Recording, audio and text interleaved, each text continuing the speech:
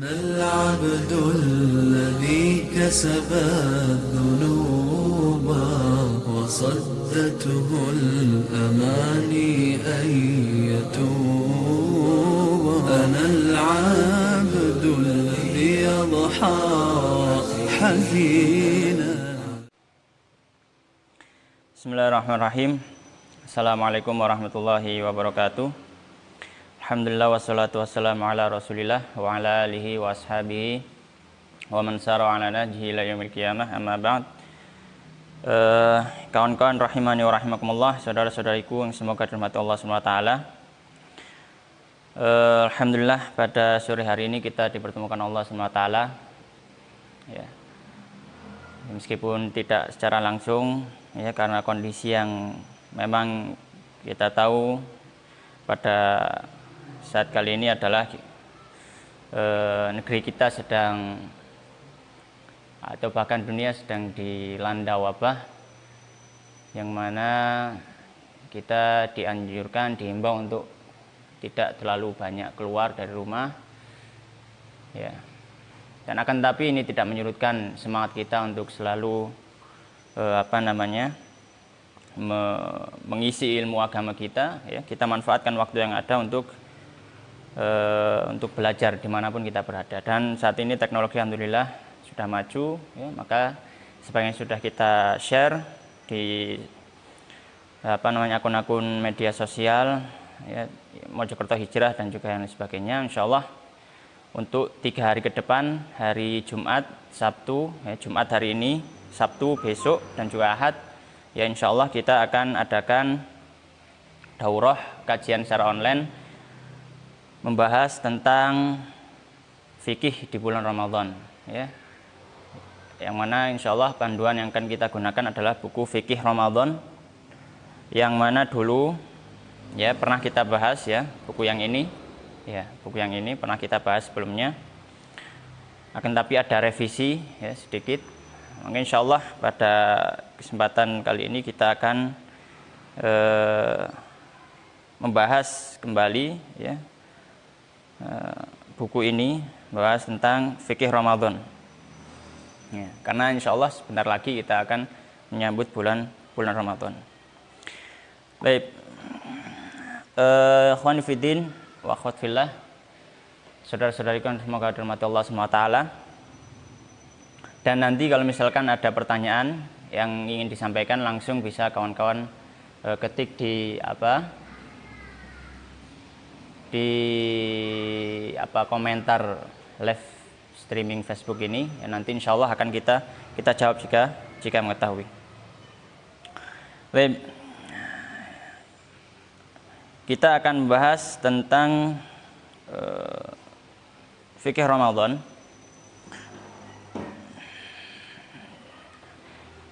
Fikih Ramadan ini di dalamnya ada beberapa pembahasan yang nanti insya Allah kita bahas, ya. Jadi yang pertama tentu tentang puasanya, ya, tentang puasa Ramadan, ya. Kemudian pembahasan yang kedua adalah tentang sholat tarawih, ya. Karena sholat tarawih ini adalah merupakan salah satu ciri bulan Ramadan, ya, salah satu ciri bulan Ramadan. Kemudian pembahasan ketiga adalah membahas tentang i'tikaf, ya, membahas tentang i'tikaf, ya. Kemudian pembahasan yang keempat adalah membahas tentang zakat fitrah atau zakatul fitr, ya. Ini terkait, ya, masih erat hubungannya dengan Ramadan. Kemudian yang terakhir nanti insya Allah akan kita bahas tentang Idul Fitri, ya, baik itu tentang sholatnya, ya, kemudian tentang sunah-sunah sebelum atau malam Idul Fitri. Jadi kawan-kawan rahmatullah SWT,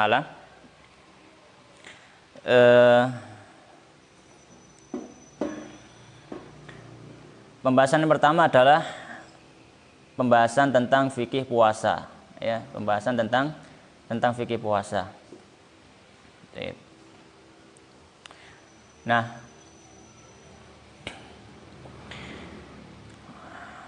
di kitab yang PDF itu ada di halaman 1, ya, tentang puasa, tentang puasa. Dan perlu diketahui sebelum kita bahas bahwasanya pembahasan fikih yang ada dalam buku ini atau pembahasan fikih yang kita bahas itu berlandaskan dengan mazhab Imam Syafi'i rahimahullah taala. Ya, dari berlandaskan dengan mazhab Syafi'i. Yang pertama, tentang puasa adalah tentang makna puasa, hukum dan hikmahnya. Yang pertama tentang makna puasa, arti dari puasa. Ya, puasa itu kalau dalam bahasa Arab ya adalah as-saum. Tapi kalau pengertian ya menurut ahli fikih apa artinya? Maka ada banyak artian yang disampaikan oleh para ulama ahli fikih, dan salah satu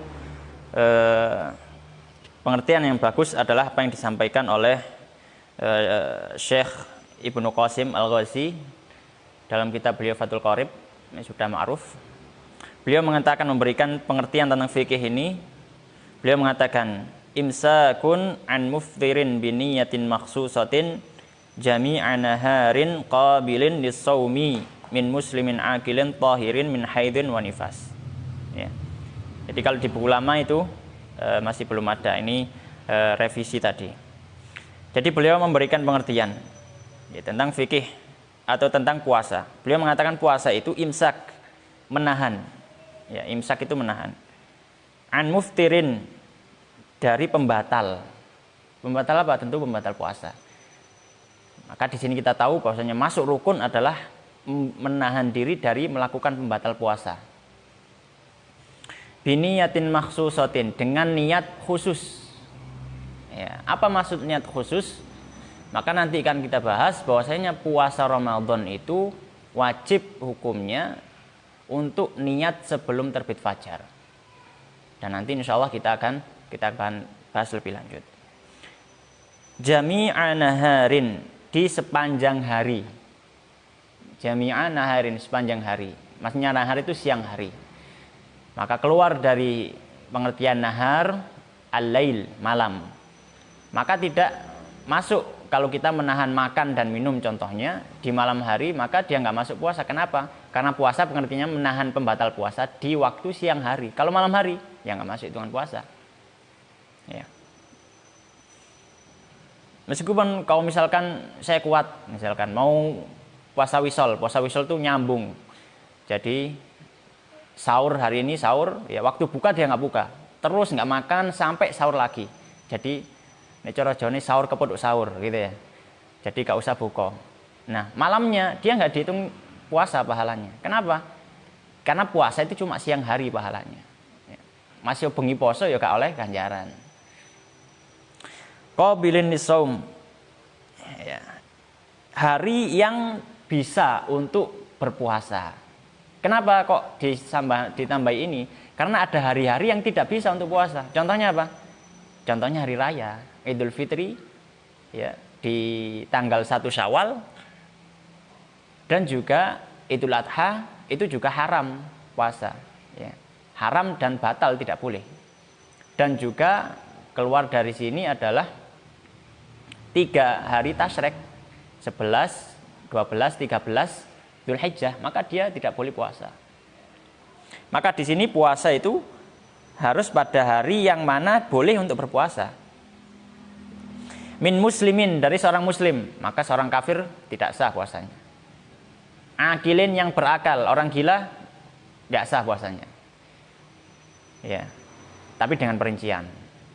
Orang nggak sadarkan diri maka nggak sah puasanya. Tahirin min haidin wa nifas, bersih dari haid dan nifas. Bersih dari haid dan nifas. Ya, maka berarti orang haid, perempuan haid dan perempuan nifas maka tidak sah puasanya. Baik, ini adalah pengertian.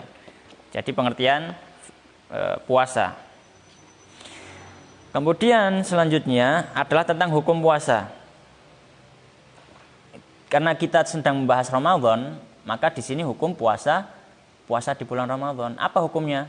Maka kita katakan hukumnya puasa Ramadan adalah wajib untuk setiap muslim, ya, dengan syarat-syaratnya yang nanti akan kita bahas.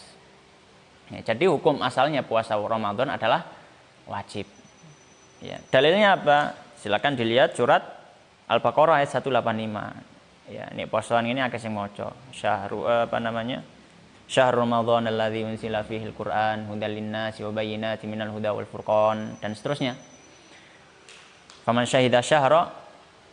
syahida minkumus syahra falyasum. Barang siapa yang menyaksikan bulan Ramadan maka dia puasa. Ya. Maka puasa Ramadan adalah wajib. Pertanyaannya sekarang, adakah puasa wajib selain Ramadan? Ya, adakah puasa wajib selain Ramadan? Kita katakan puasa Ramadan wajib dan tidak ada puasa wajib selain Ramadan. Ya. Kecuali adalah puasa nazar. Tapi bukan puasanya yang wajib, puasanya itu sunnah sebenarnya. Cuma menjadi wajib karena nazarnya. Contoh, kalau misalkan nih aku lulus sekolah, aku tak poso Senin Kemis selama 2 bulan. Poso Senin Kemis itu sunnah. Tapi ketika nazarnya tadi merubah yang sunnah jadi wajib. Dan ibadah apapun kalau dinazarkan maka itu jadi wajib. Dan juga puasa qadha, dan qadha pun masih ada hubungannya dengan Ramadan. Maka qadha hukumnya wajib. Ya, dalilnya bisa dilihat nanti di kitabnya. Kemudian hukum meninggalkan puasa sekarang. Ya, ono wong awan-awan pas posoan dadakno mangan enak cangkruk nang gone warung. Bagaimana hukumnya? Maka kita katakan hukum orang tidak berpuasa ada 2. Ada 2. Ya. Hukum orang meninggalkan puasa. Kalau yang kitab lama halaman 4, kalau yang kitab baru di halaman 4 sama. Hukum meninggalkan puasa ada 2. Yang pertama, kalau dia mengingkari kewajiban puasa. Ana wong gak poso ditakoni, "Lha apa gak poso? Wong Ramadan ngene, poso Ramadan gak wajib." Padahal dia tahu. Ya, padahal dia tahu, maka kita katakan orang seperti ini sudah kafir dengan ucapannya. Maka ini perlu diperhatikan. Ya, perlu diperhatikan. Kenapa? Karena dia meyakini sesuatu yang mana itu diistilahkan oleh para ulama ma'lumun minad-din bid-darurah. Sudah diketahui bahwasanya hal tersebut adalah masuk dalam unsur agama kita. Tidak ada khilaf di antara kaum muslimin. Bukan kita katakan tidak ada khilaf di antara para ulama. Bahkan orang yang awam pun tahu kalau puasa Ramadan wajib. Ya, maka kalau ada yang mengatakan tidak wajib, ya, maka ini masuk dalam ranah kekufuran. Maka orang yang mengklaim bahwasanya puasa Ramadan itu tidak wajib, maka dia kufur dengan ucapannya. Ini yang pertama. Yang pertama dia kafir kalau dia mengatakan puasa Ramadan tidak wajib. Yang kedua, orang meninggalkan puasa Ramadan sama. Nah, akan tetapi dia tidak mengingkari kewajibannya. Ditakoni, "Lha apa gak poso?" Kan puasa Ramadan wajib. Iya, ngerti aku nek wajib. Cuma aku lesu ya apa, misalkan seperti itu. Maka kita katakan orang seperti ini maka ada konsekuensi hukum. Ya, ada konsekuensi hukum. Ya. Yang pertama, dia tidak kafir dengan ucapannya. Ya, akan tetapi wajib bagi pemimpin ya untuk menahan orang ini tidak boleh makan dan minum. Ya, tidak boleh makan dan minum. Dia tidak kafir dengan ucapannya, tapi bagi pemimpin harus menahan dia dari makan dan minum. Ya.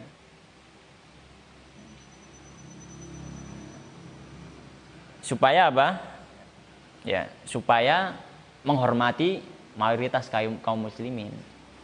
Ya. Ya, hurmatul waqt kalau istilahnya para fuqaha, untuk menghormati waktu. Ya, waktu ini adalah waktu Ramadan. Allah sediakan kita untuk ibadah. Ya. Kalau ada orang kelihatan loh kok gak ibadah pada waktu yang disediakan Allah Subhanahu wa taala untuk ibadah, maka harus ditahan dia untuk terlihat beribadah juga sebagai bentuk hormat ta'zim terhadap syiar Allah Subhanahu wa taala. Ini adalah hukum meninggalkan puasa, ya. Kemudian hikmah puasa. Nah, hikmah puasa banyak ya, diantaranya takwa. Kemudian bisa menekan syahwat. Kemudian yang ketiga bahwasanya Ramadan ini bisa melatih kita untuk menjalani kehidupan dengan lebih baik, lebih teratur dalam menjalani kehidupan. Baik. Ini adalah pembahasan yang pertama tentang arti, kemudian hukum dan hikmah puasa Ramadan. Pembahasan kedua adalah, nah, bagaimana kita mengetahui sekarang ini masuk Ramadan apa belum? Nah, gitu.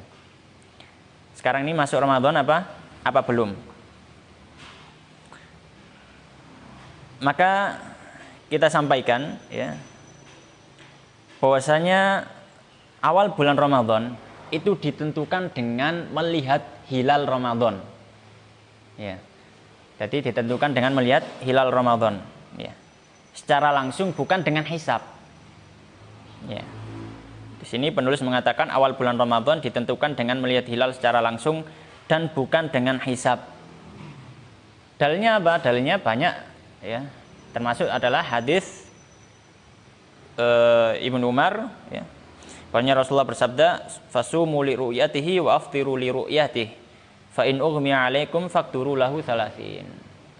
Puasalah karena melihat hilal dan berbukalah karena melihat hilal. Maksudnya berpuasa itu masuk Ramadan karena melihat hilal. Ya. Jadi ini adalah dengan melihat hilal, bukan dengan hisab, bukan dengan hitung-hitungan kalender, ya, dengan hitungan kalender, tapi dengan melihat hisab. Dan alhamdulillah di Indonesia sudah dilaksanakan hal tersebut, ya, dilakukan oleh Departemen Agama dan juga lembaga sosial masyarakat yang lain, ya, juga melakukan pengecekan hilal ketika sudah di malam ke-30 Sya'ban. Ya. Ini pilihan pertama. Pilihan pertama adalah melihat hilal. Baik. Kemudian kalau misal hilal tidak terlihat, bagaimana? Kalau hilal tidak terlihat, maka dengan menggenapkan bulan Sya'ban menjadi 30 hari. Mengenapkan bulan Sya'ban jadi 30 hari. Ya, seperti yang biasa berlaku di Indonesia. Ya, jadi digenapkan 30 hari. Ya. Jadi melihat hilal itu di malam 30. Maksudnya malam 30 itu besoknya itu tanggal 30 Sya'ban. Kalau misalkan nggak kelihatan. Ya. Jadi misalkan sore ini, ya, sekarang ini tanggal 29 Sya'ban misalkan. Nanti malam itu sudah masuk tanggal 30 Sya'ban, tapi malamnya. Ya. Kan hitungannya kan dimulai dari tenggelamnya matahari. Ya, nanti sore ini dilihat. Kalau misalkan kelihatan hilal, maka besok hitungannya jadi 1 Ramadan. Bukan 30 Sya'ban. Tapi kok gak kelihatan, entah itu karena mendung atau memang belum muncul, maka besok jadi 30 Sya'ban. Dan besoknya lagi sudah 1 Ramadan. Tidak mungkin besoknya lagi Sya'ban, karena waktu atau tanggalan Hijriyah itu maksimal 30, tidak ada tanggal 31. Ya. Jadi dengan menggenapkan Sya'ban 30 hari kalau misalkan tidak bisa melihat. Sebagaimana sudah dilaksanakan oleh pemerintah Indonesia. Dan kemudian kesaksian hilal. Ya. Maka saksi itu sebenarnya hukum asal dalam syariat Islam. Hukum asal saksi itu harus 2 laki-laki yang adil. Ya. Allah SWT berfirman dalam Al-Quran, ya, washidu syahidaini mir rijalikum, dan persaksikanlah dengan 2 saksi min rijalikum dari laki-laki kalian. Ya. Fa illam yakunu rajulaini farajulun wa imra'atani. Kalau misalkan tidak ada, maka saksi dirubah 1 laki-laki, 2 perempuan, karena 1 laki-laki hitungannya sama dengan 2 perempuan. Maka saksi minimal dalam Islam itu 2 laki-laki atau 4 perempuan. Tapi khusus untuk masalah masuknya Ramadan ini, dalam mazhab Syafi'i mencukupkan dengan 1 saksi saja. Masih ono wong siji ngomong hilal sudah masuk misalkan. Sudah ada hilal. Ya. Sudah ada hilal. Ya, maka sudah masuk bulan Ramadan. Ya, sudah masuk bulan Ramadan. Ya. Akan tetapi saksi ini juga ada syarat-syaratnya. Di antaranya adalah saksi ini memang kredibel. Dalam artian kredibel itu bisa dipertanggungjawabkan persaksiannya, ya, persaksiannya, bukan kesaksian yang abal-abal gitu ya. Misalkan kita, kita pengen lihat gitu kan, tanpa tahu, nggak pernah belajar ilmu falak, nggak pernah belajar apa, kemudian kita coba lihat hilal, ya nggak bisa. Kenapa? Karena kita belum kredibel, ya. Jadi harus dipersaksikan dengan orang yang memang bisa, gitu ya, dan tahu apa yang disaksikan, gitu. Ya bukan salah lihat ya, ternyata ketika ternyata masuk hilal loh, ternyata di teropongnya itu ono apa jenenge goresane ya, padahal itu di lensanya dikira hilal, padahal bukan. Baik. Nah, kemudian pembahasan yang ketiga tentang masuknya awal Ramadan ini adalah tentang ikhtilaful matali. Ini yang sering menjadi perdebatan. Poso iku melok ndi? Poso melok poso melok Saudi atau poso melok endi gitu ya, atau poso melok daerah dewi-dewi. Dalam mazhab Syafi'i yang mutamat, bahwasanya puasa itu mengikuti ikhtilaful matali. Jadi perbedaan matlak. Matlak itu apa? Matlak itu gampangannya adalah tempat yang sama terbit matahari dan juga tenggelamnya, hampir sama waktunya. Ya, hampir sama waktunya. Itu matlak. Jadi kalau misalkan sekarang kita di Indonesia, yang hampir sama misalkan ya ASEAN. Ya, ASEAN hampir sama gitu ya. ASEAN hampir sama waktunya. Ya, jadi masih satu matlak, satu daerah. Beda kalau misal dengan Amerika misalkan. Ya. Kene awan kono bengi. Ya, itu sudah berbeda waktunya, berbeda jauh, ya, berbeda jauh. Ya. Jadi bukan dengan satu orang di bumi ini. Jadi di bumi ada yang bilang lihat, kemudian hukumnya berlaku untuk seluruh bumi, tidak. Ya, tapi setiap daerah ya punya hukumnya masing-masing. Ya, punya hukumnya masing-masing. Ini sebagaimana dalam hadis Quraib, ya. Hadis Quraib di situ silakan dibaca sendiri dalilnya, ya. Silakan dibaca sendiri dalilnya. Maksudnya di situ ada seorang tabiin ya, yang datang kepada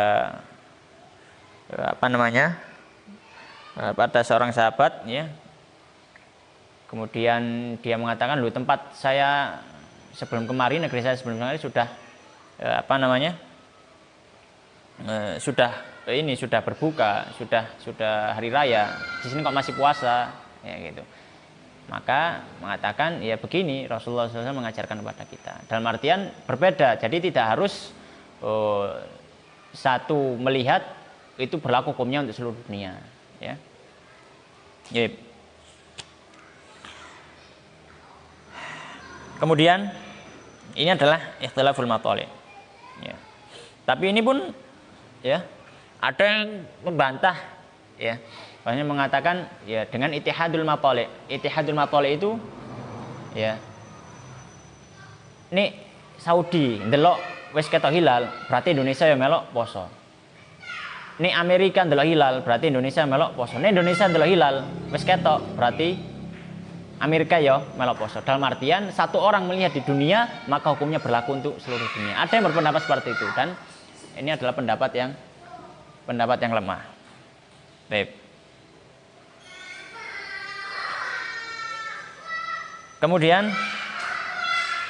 kawan-kawanku rahimani wa rahimakumullah. Sekarang ada tambahan yang masih hubungannya dengan masalah perbedaan daerah ya. Masalah perbedaan daerah dalam puasa. Kasusnya adalah kalau hari ini misalkan, kalau kita di Indonesia misalkan, di Indonesia ini kita masih puasa, ya, atau misalkan sudah mendekati berbuka lah. Misalkan kita mau pergi ke Saudi, Ya, Saudi itu jaraknya 4 jam. Ya, perbedaan waktunya 4 jam sebelum kita. Kemudian kita safar ke sana. Ya, kita safar mulai jam 5. Kita safar mulai jam 5. Berarti di Saudi itu sekitar jam berapa? Jam 5, jam 4, jam 3, jam 2, jam 1. Masih jam 1 siang. Berarti kita berangkat dari Indonesia jam 1 siang. Ya, pesawatnya mungkin cuma 1 jam. Berarti kalau 1 jam, harusnya kalau kita puasa mulai di Indonesia, kan harusnya sudah berbuka. Kan jam 5 tambah 1 jam jadi jam 6. Nah, jadi jam 6. Ya. Tapi nyampe Saudi karena 1 jam, di Saudi kok masih jam 2. Nah, ini gimana? Ya, ini kan perbedaan waktu. Maka para ulama Syafi'iyah mengatakan jika berlaku atau terjadi hal seperti ini, maka yang menjadi patokan adalah tempat kita datang tersebut, bukan tempat kita berangkat. Dalam artian, misalkan kalau seperti itu tadi, kita berangkat ke Indonesia, dari Indonesia, berangkat naik pesawat jam 5, di Saudi masih jam 1, perjalanan 1 jam, sampai Saudi di Indonesia jam 6, di Saudi jam 2. Apakah kita berbuka? Maka kita katakan tidak berbuka. Berbuka bareng wong-wong Saudi. Ya, berbukanya waktu sana. Ya. Jadi kita apakah masih melanjutkan puasanya? Masih melanjutkan puasanya. Nah, ini kalau puasa. Kasus lain, kalau hari raya, ya kalau hari misalkan, ya kalau hari raya misalkan, ya. Maka hitungannya adalah hitungan tempat daerah kita datang tersebut. Kalau misalkan tempat kita berangkat itu hari itu sebenarnya sudah hari raya, ya, atau besok itu sudah hari raya. Sedangkan ketika kita datang ke sana, misalkan ke Saudi, ya, besok itu masih puasa ternyata. Ya, besok itu ternyata masih puasa, itu bisa kasusnya. Karena mungkin yang satunya dengan ru'yat, yang satunya melihat hilal, yang satunya dengan menggenapkan bulan Sya'ban 30 hari. Jadi itu bisa, berkemungkinan. Ya, berkemungkinan. Maka kita harus ikut puasa juga. Ya. Meskipun di daerah asal kita itu harusnya hari raya. Ya, harusnya hari raya. Ya. Harusnya hari raya. Ya. Kecuali kalau misalkan yang sana sudah hari raya. Sebenarnya di daerah kita sebenarnya belum hari raya. Ketika kita datang ke sana, hitungan puasa kita cuma terhitung 28 hari. Kita berangkat ke Saudi. Ya, hitungan kalender negeri kita itu sudah tanggal 29. Ya.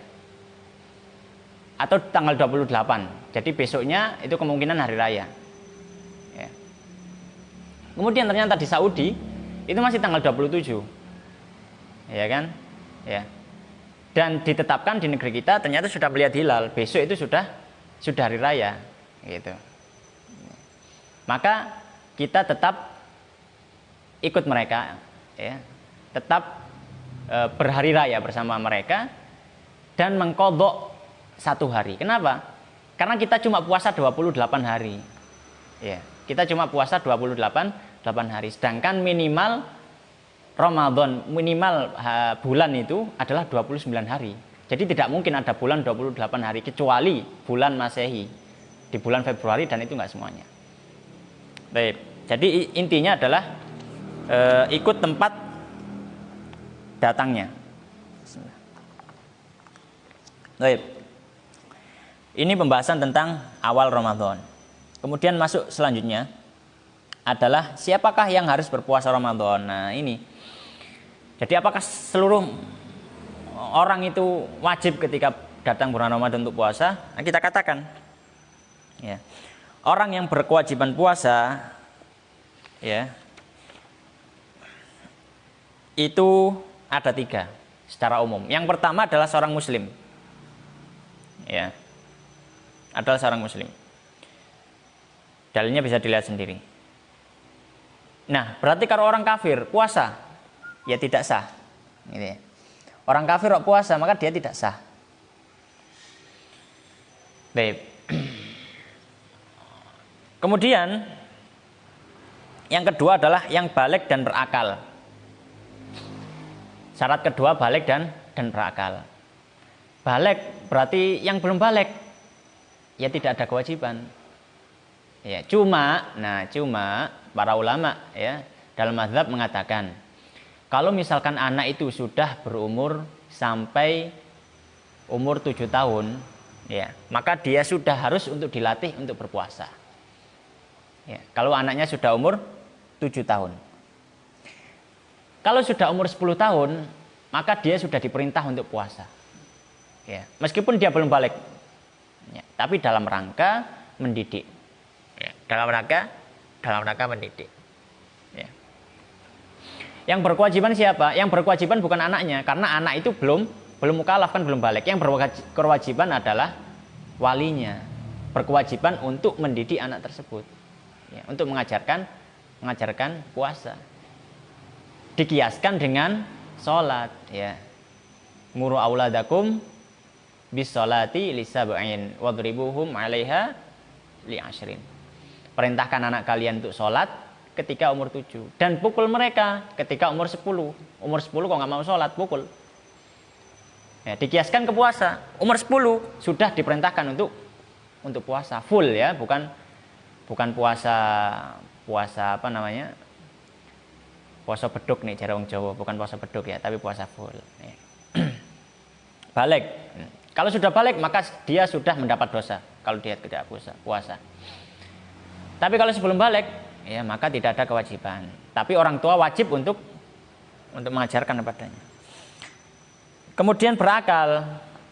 Ya, kalau orang tidak berakal ya tidak ada kewajiban. Orang gila misalkan, ya orang gendeng tidak bisa, ya. Orang gendeng masih poso gak poso ya padha ae gitu ya.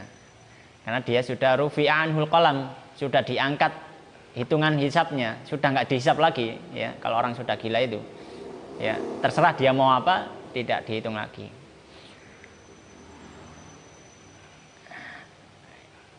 Nah, masuk juga berakal adalah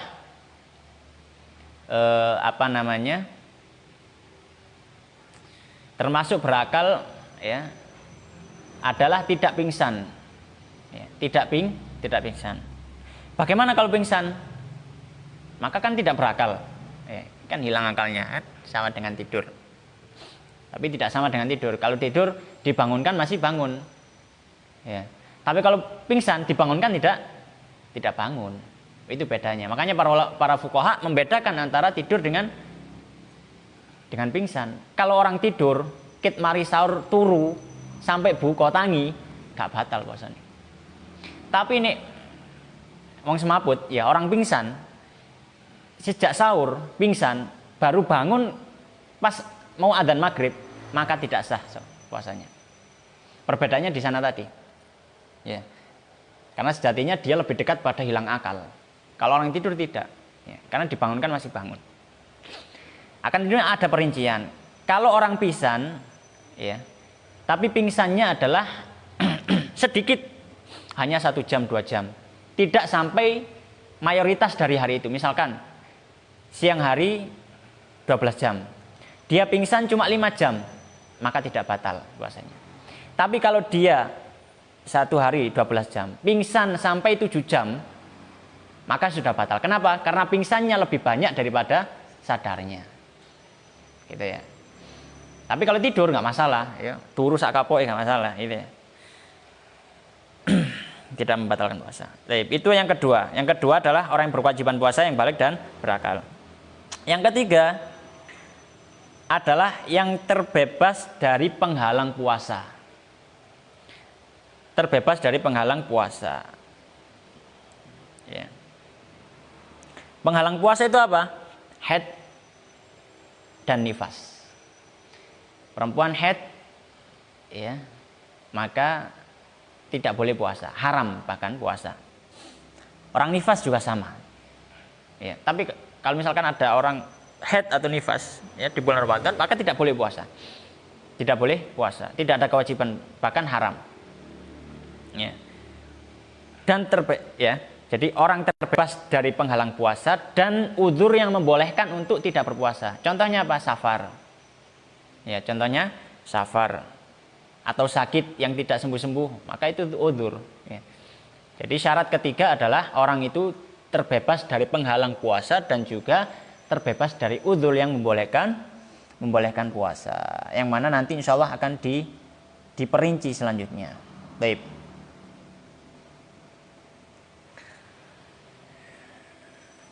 Sudah ada pertanyaan tak Mas Andri?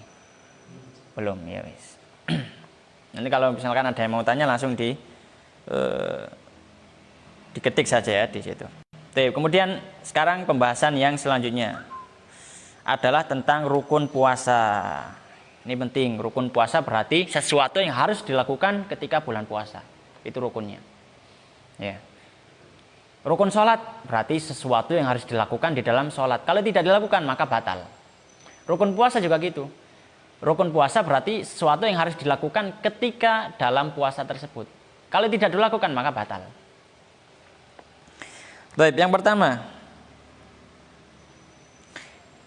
adalah niat sebelum terbitnya fajar shadiq setiap hari. Ini yang membedakan antara puasa sunnah dengan puasa wajib, yaitu puasa Ramadan. Kalau puasa sunnah dia nggak dipersyaratkan untuk niat sebelum fajar terbit. Misalkan saya, ya, tangi turu, ya, misalkan bangun tidur lah, bangun tidur adzan subuh misalkan, kan sudah lewat fajar shadiq, belum makan belum minum, sholat kemudian tidur lagi, kemudian bangun lagi sekitar jam 9, ngelihat kok gorong mateng, ya. Ketika ditanya, "Ono sarapan ta?" "Gorong ono." "Ya wis, aku tak poso." Berarti kalau bilang aku tak poso, ya, baru niat jam 9 pagi tadi, maka itu sah puasanya. Tapi kalau Ramadan, ya, dia nggak niat sama sekali malamnya. Ya, habis sholat taraweh, karena saking ngantuknya langsung tidur, bangun adzan subuh. Dan di dalam hatinya nggak ada kerentek sama sekali, aku menit tak poso rek, gitu. Nggak ada kerentek sama sekali. Ya, kerentek itu istilahnya ya. Apa kalau bahasa Indonesia ya. Jadi ada azam dalam hati, ada keinginan dalam hati. Nggak ada upaya gitu untuk menggerakkan hatinya, oh besok saya puasa gitu. Kemudian bangun besok. Kaget bangun, loh sudah pagi, dia nggak kerasa kalau hari itu hari Ramadan. Kemudian dia baru ingat ketika diingatkan oleh istrinya ketika mau minum misalkan. Loh saya kelak Ramadan sih. Loh iya dah. Ya tak poso, tidak sah puasanya. Kenapa? Karena dia baru meniatkan ketika di siang hari tadi, ketika sudah terbit fajar. Maka di sini kita katakan rukunnya adalah niat sebelum terbit fajar. Jadi waktu sahur itu niat. Kalau nggak bisa misalkan takut, ya boleh niat setelah sholat tarawih misalkan, atau malam hari niat boleh. Ya, malam hari niat itu boleh, gitu ya. Dan para ulama dalam mazhab mengatakan dianjurkan untuk bertalafud bin niat. Talafud bin niat itu ya bilang, ya saya berniat puasa Ramadan besok, gitu. Ya, untuk besok hari. Ya, atau dalam bahasa Arab nawaitu shauma ghadin misalkan. Ya. Itu sudah cukup. Ya, nawaitu shauma ghadin. Nah, itu dianjurkan. Ya. Tapi kalau misalkan tidak talafut, tapi hatinya sudah kerentek, ya, maka sudah cukup. Para ulama itu menganjurkan talafut untuk membantu, karena terkadang kita lupa, lalai. Kalau itu Ramadan, gitu ya. Karena sudah menjadi kebiasaan, mungkin tanggal 1, tanggal 2 masih ingat ya, oh iya saya kira Ramadan. Nanti kalau sudah masuk tanggal 25 atau masuk tanggal tua, ya mungkin sudah lupa. Sebelum terbit fajar shadiq. Sebelum terbit fajar shadiq setiap hari. Jadi niat nggak boleh rapel, nggak boleh dijamak. Tanggal 1, Bismillah, aku tak niat poso 30 dino full, wis gak niat maneh. Ya, gitu. Jadi wis dirapel, wis gak niat-niatan setelah itu. Gitu. Maka dalam mazhab masih tidak mencukupi. Harus niat setiap hari. Kenapa? Karena puasa di setiap harinya dalam bulan Ramadan adalah ibadah yang berbeda. Buktinya apa? Buktinya boleh berbuka. Itu maknanya berarti dia tidak bersambung selama 1 bulan full itu. Ya. Puasa itu ibadah yang berbeda di setiap harinya. Maka harus butuh kepada niat yang baru di setiap harinya. Jadi tidak boleh dirapel. Untuk dalilnya silakan dibaca sendiri. Kemudian rukun yang kedua adalah tidak melakukan pembatal puasa. Ya, tidak melakukan pembatal puasa. Rukun pertama adalah niat. Rukun kedua tidak melakukan pembatal puasa. Pembatal puasa apa saja? Ini banyak disampaikan. Yang pertama, pembatal puasa, makan minum secara sengaja. Jelas ya. Jadi wong puasa ya kalau makan minum sudah jelas semuanya, sudah tahu. Ya. Apakah boleh bicara? Boleh bicara, ya boleh gitu ya. Tapi syariat sebelum kita itu ada puasa diam, poso meneng. Dan itu diabadikan dalam Al-Quran. Wa inni nadartu lirahmani sauma falan ukallimal yauma insiya. Itu katanya Maryam ketika habis melahirkan Isa datang ke kaumnya kemudian ditatangi. Ya. Maryam, bapak ibumu itu wong elek, ya. Bapak apa mbah-mbahmu itu dudu wong elek. Kok iso awakmu iki lahir gak duwe ibu, gak duwe bojo. Dikira berzina. Maka Maryam diam saja dan mengisyaratkan kepada siapa? Kepada Isa gitu loh, ngomong ambil bayiku gitu ya. Maka para ulama mengatakan syariat sebelum kita ada syariat puasa tidak berbicara. Ya. Tapi setelah datangnya syariat Rasulullah SAW, Muhammad SAW, maka tidak ada, dihapus syariat itu. Ya. Jadi puasa berbicara tidak membatalkan puasa. Yang membatalkan apa? Makan dan minum. Secara sengaja, sengaja. Kalau misalkan tanya, Ustaz, kalau gak sengaja ndak sak piring ngambil teh sak gelas ini. Saman eling, mboten ya. Kalau dielingno pas entek misalkan, oh gak batal. Itu berarti rezeki yang diberikan Allah Subhanahu wa taala kepada kita. Ini disyukuri saja gitu ya. Jadi poso wareg ya model ini gitu ya. Jadi poso wareg ini. Itu dengan syarat ya tanpa disengaja ya karena lupa. Ya, karena lupa. Bagi yang melihat, apakah harus diingatkan? Wajib diingatkan. Ya, wajib diingatkan. Misalkan ono koncone, ya, awan-awan ngombe es pada Ramadan, dia lupa nek poso. Ya. Habis lari-lari ketok pegel gitu kan. Gak boleh, tak jar masih sampai entek ketokane arek pegel ini. Engko ini wis mari entek tak elingno. Gak boleh. Ya boleh. Tapi harus diingatkan ketika itu. Kenapa?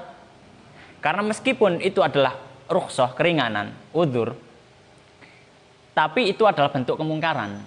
Maka dia harus diingkari kemungkarannya. Pembatal kedua adalah masuknya ain ke dalam jauf. Nah, iki apa masuknya ain ke dalam jauf ini? Ini yang dibahas oleh para ahli fikih. Ya, bukan cuma mazhab Syafi'i, mazhab yang lain juga membahas masalah ain masuk ke dalam jauf ini masuk dalam pembatal. Ya. Gampangannya masuknya ain ke dalam jauf nanti bisa dilihat sendiri ya perinciannya. Ya. Masuknya ain ke dalam jauf itu adalah masuknya sesuatu yang terlihat oleh mata, ya. Atau diistilahkan oleh para ulama dzatu jurm. Jadi memiliki bentuk fisik. Meskipun itu adalah asap, misalkan asap rokok, makanya para ulama mengatakan rokok itu membatalkan puasa. Kenapa? Karena yang dihisap itu adalah memiliki bentuk fisik. Buktinya apa? Nek wong rokok, ya, nanggone apa jenenge kapase itu pasti berbekas kuning. Ya, maka itu yang membuktikan bahwasanya dia ada bentuknya. Ya. Maka para ulama mengatakan rokok masuk pembatal. Nanti insya Allah kita bahas di pembatal kontemporer.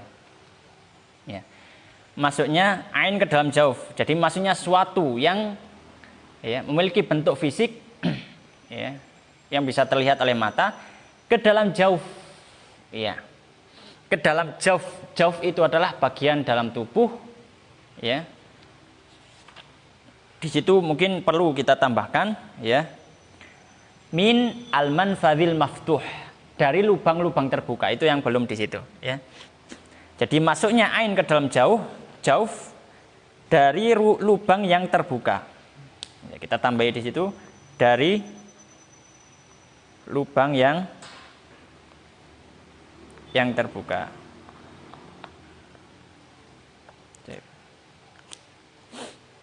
Apa maksudnya lubang yang terbuka?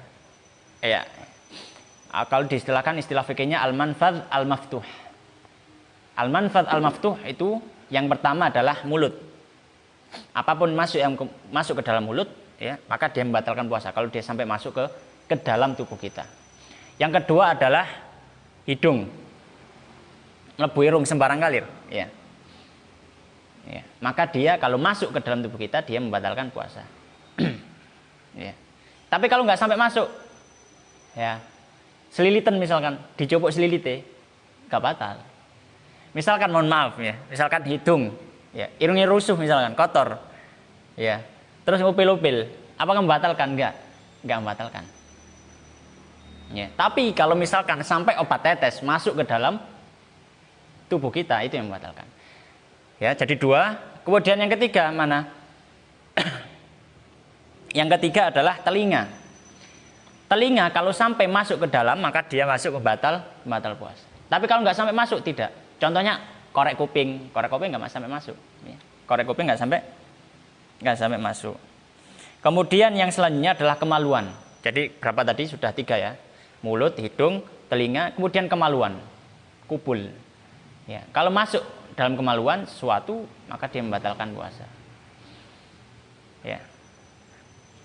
Kemudian yang kelima adalah dubur. Masuk ke dalam dubur.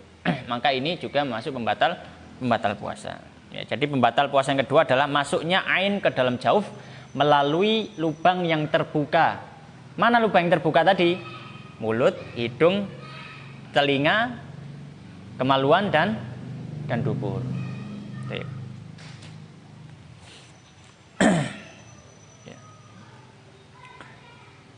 Kemudian yang ketiga, masuk pembatal puasa adalah muntah secara sengaja. Muntah secara sengaja, ya, sengaja muntah. Ya, maka dia masuk pembatal puasa. Dalilnya silakan dilihat sendiri dalam kitab. Kemudian yang keempat adalah bersetubuh secara sengaja, gitu ya. Bersetubuh secara sengaja, yaitu hubungan suami istri. Hubungan suami istri meskipun ya tidak sampai inzal istilahnya, ya, tidak sampai mengeluarkan air mani, maka dia tetap membatalkan puasa, ya, tetap membatalkan puasa. Kemudian yang kelima adalah istimna. Istimna itu apa? Mengeluarkan air mani, ya, tanpa perantara persetubuhan, tanpa persetubuhan, ya. Jadi itu juga membatalkan puasa, ya. Jadi keluarnya air mani dengan sebab kita, bukan karena mimpi. Berbeda kalau mimpi keluar air mani, ya. Tapi bukan ikhtiar dari kita, ya. Bukan ikhtiar dari kita. Maka mimpi tidak membatalkan puasa. Mimpi basah. Kemudian yang selanjutnya adalah haid dan nifas, ya. Siang hari jam 12 siang tiba-tiba muncul atau keluar darah haid, maka batal puasanya hari itu. Tidak boleh puasa, ya. Batal puasanya hari itu, ya. Kemudian nifas jam 12 siang dia melahirkan, ya. Dia melahirkan, maka juga batal puasanya pada hari itu, ya. Keluar darah nifasnya. Ya. Kemudian yang selanjutnya adalah gila dan murtad, ya. Ya. Siang hari ya, tiba-tiba gila, ya sudah batal puasanya, ya. Batal puasanya. Berbeda dengan orang pingsan tadi. Karena gila itu memang benar-benar sudah hilang akal, sudah hilang sama sekali. Makanya rufi'al qalam, ya, diangkat pena darinya, tidak dihisap sama sekali. Berbeda dengan orang yang pingsan. Pingsan itu ada gambaran hilang akal dan ada gambaran tidak hilang akal, gitu ya. Maka kalau gila, meskipun dia cuma sebentar, sudah batal puasanya. Kemudian murtad, kalau orang murtad di siang hari, maka batal puasanya. Ya. Maka batal puasanya. Baik. Kawan-kawan rahimani wa rahimakumullah.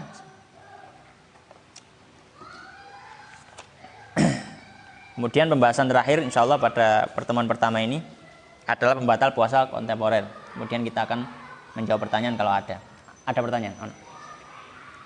Baik, kita baca agak cepat karena waktunya sudah malam. Yang pertama, pembatal puasa kontemporer. Pembatal puasa kontemporer, contohnya nomor 1, rokok dan shisha. Ya, rokok itu membatalkan puasa. Awan-awan rokokan batal puasanya. Ya. Ya, atau shisha juga sama.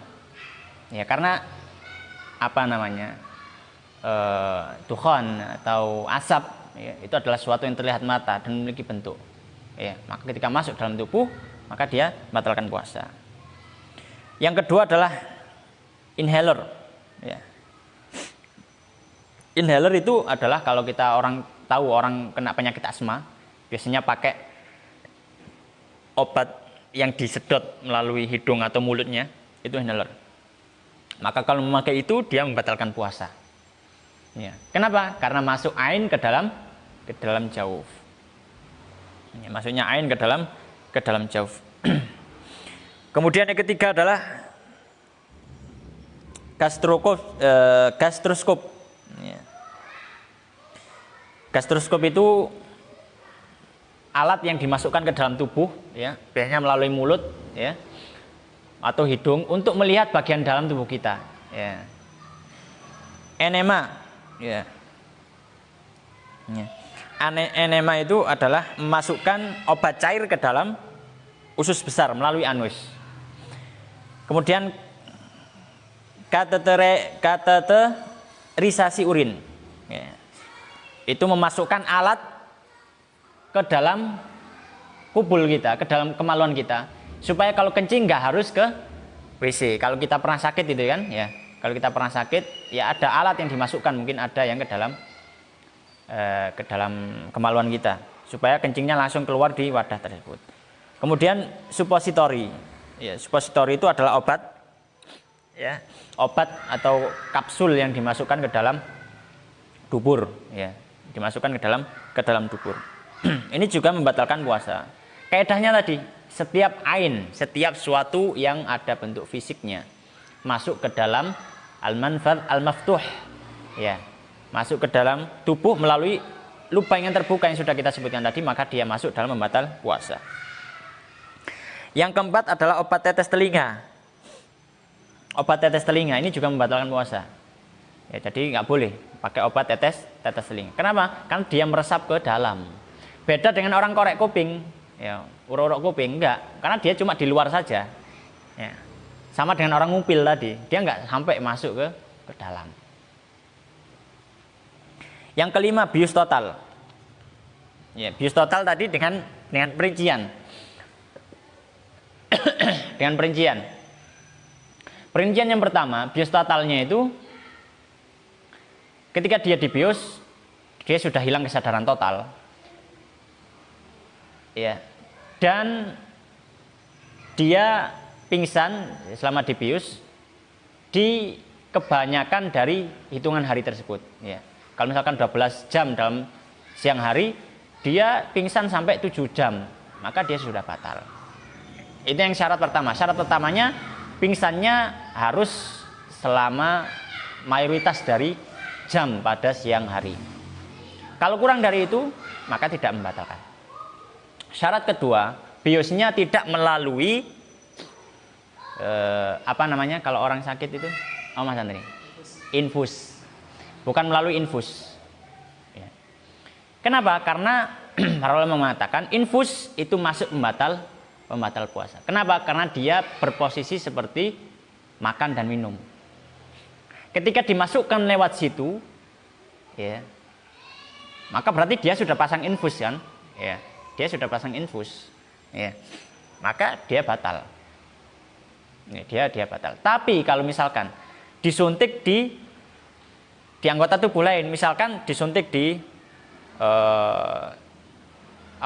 bokong misalkan, atau di urat kita misalkan, disuntikkan seperti itu, ya, bukan disuntikkan di infusnya, karena kita sudah pasang infus duluan kalau disuntikkan di infusnya, tapi disuntikkan di uratnya, maka tidak membatalkan puasa. Kalau dengan syarat tidak sebagian besar dari hari tersebut.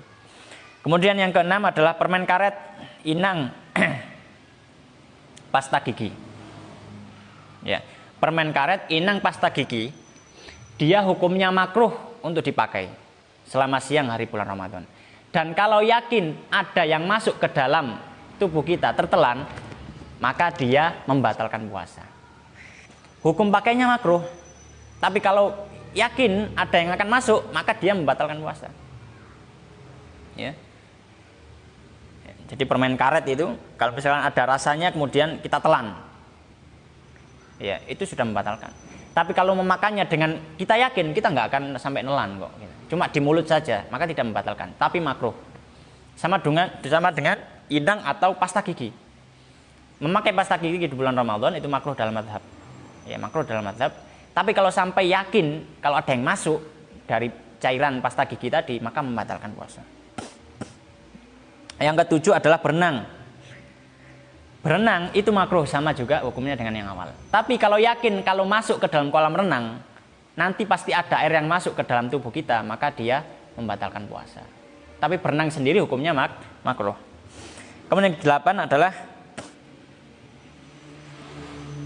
adalah suntikan. Dan suntikan ini ada perbedaan. Kalau suntikannya adalah suntikan seperti pengganti asupan nutrisi makanan tadi, seperti infus, maka dia membatalkan. Tapi kalau suntikannya seperti suntik sakit, gitu ya, di bokong atau di lengan, gitu ya, maka dia tidak membatalkan puasa. Wallahu ta'ala alam. Ini yang bisa kita bahas pada pertemuan pertama. Insyaallah kita lanjutkan besok hari di jam yang sama, di jam 4 sore sampai jam 5 dengan membahas pembahasan selanjutnya, yaitu hukum yang berkaitan dengan orang yang tidak berpuasa Ramadan, insyaallah ta'ala. Sekarang mungkin kalau ada pertanyaan, iya, enggak. Bagaimana jika ada yang sedang berpuasa tiba-tiba keluar madhi, misal karena lelah atau sesuatu yang memancing syahwat, apakah puasa tetap sah atau tak? Baik. Para ulama mengatakan yang membatalkan puasa adalah istimna. Istimna itu apa? Istimna itu mengeluarkan mani. Istimna itu mengeluarkan mani. Maka selain dari mani, air apapun yang keluar dari kemaluan tidak membatalkan puasa. Apakah itu madhi, ataukah itu wadi, ataukah itu air kencing, ya, ataukah itu air kencing, ataukah itu darah, kalau misalkan darah, ya, ataukah itu misalkan cairan perempuan. Ya, maka semuanya tidak membatalkan puasa. Ya, meskipun madhi tadi dengan syahwat. Ya. Tapi yang keluar selama dia masih madhi bukan mani tidak masalah. Tapi kalau yang keluar mani karena syahwat kita, karena melihat kemudian keluar mani, maka ini yang membatalkan puasa. Makanya diistilahkan oleh para ulama istimna. Istimna itu mengeluarkan mani, dan ini mani secara khusus, tidak selainnya. Jadi setiap yang keluar dari kubul atau kemaluan kita itu tidak membatalkan kecuali mani. Dengan syarat, dengan ikhtiar dari kita. Wallahu ta'ala alam. Selanjutnya, Ustaz, bagaimana mengobati pilek atau hidung dengan obat sirup atau seperti flasker ketika berpuasa? Apakah kita batal meski dibutuhkan atau karena punya sakit sinusitis? Baik. Kalau inhaler kita sudah sampaikan tadi. Dalam mazhab inhaler itu membatalkan puasa. Ya, inhaler itu membatalkan puasa. Ya, kalau fresh care misalkan, fresh care, ya. Karena fresh care itu cuma aroma biasa, sama seperti saman goreng dok atau gak goreng dok, goreng iwak, ambune mlebu. Apakah membatalkan? Tidak membatalkan. Meskipun misalnya sengaja menciumnya, gitu. Tidak membatalkan. Tapi inhaler itu kan ada kandungan obatnya di situ. Ya, ada kandungan obatnya, ya, dan itu yang dikatakan oleh para ulama, maka dia membatalkan puasa.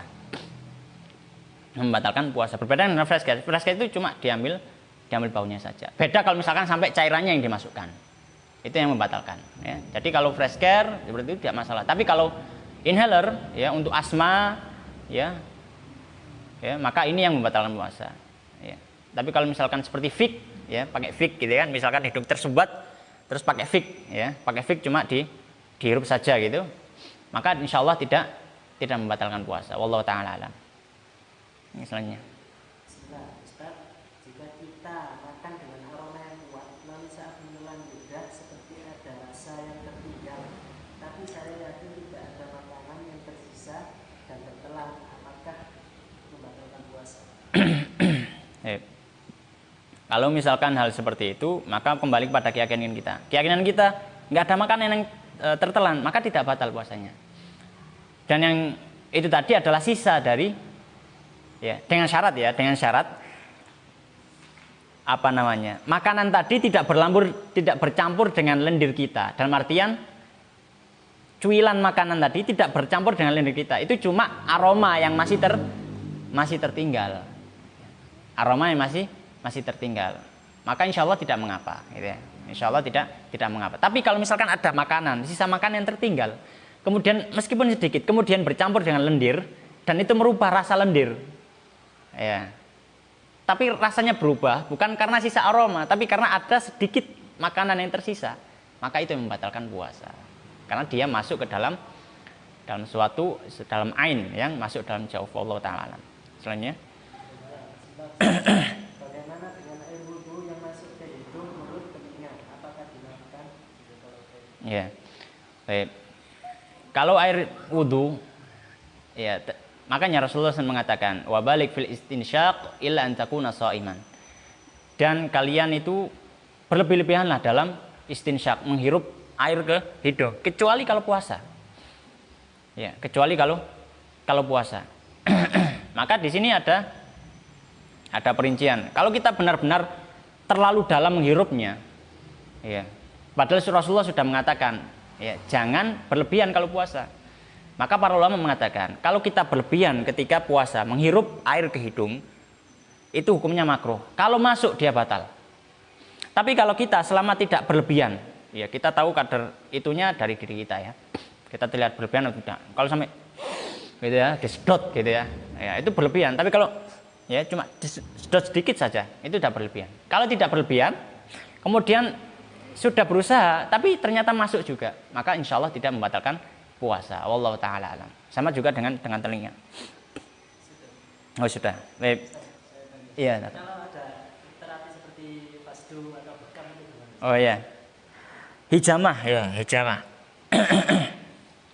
Dalam mazhab hukumnya adalah makruh, tapi tidak sampai dalam ranah membatalkan puasa. Beda dengan mazhab Hambali, mazhab Imam Ahmad, maka dia membatalkan puasa. Orang berbekam membatalkan puasa. Ya, maka kalau mengikut mazhab itu, maka berbekam membatalkan puasa. Fasdu juga.